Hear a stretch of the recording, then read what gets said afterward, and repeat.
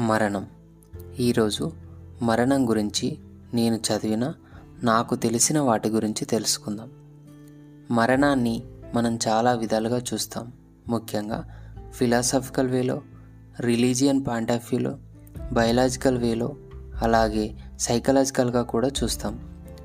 Biological పర్స్పెక్టివ్లో మరణం అనేది మన శ్వాసక్రియ, రక్త ప్రసరణ లేకుంటే మెదడు పనిచేయకపోవటం వంటి శరీర సంబంధమైన విధులు ఆగిపోవటాన్ని ఆ జీవి బతకడానికి ముగింపు అంటాం. ఫిలాసఫికల్ పాయింట్ ఆఫ్ వ్యూలో చూసినప్పుడు మరణం అనేది మన అస్తిత్వాన్ని లేదా కాన్షియస్నెస్ని కోల్పోవటమే. ఇంకా సాంస్కృతిక లేదా మతపరమైన నమ్మకాల్లో మరణాన్ని పూర్తి మరణంగా కాకుండా ఆ జీవి మరణం తర్వాత కూడా జీవితం ఉంటుందని, అలాగే పునర్జన్మకు అవకాశం ఉందని కూడా చెబుతారు.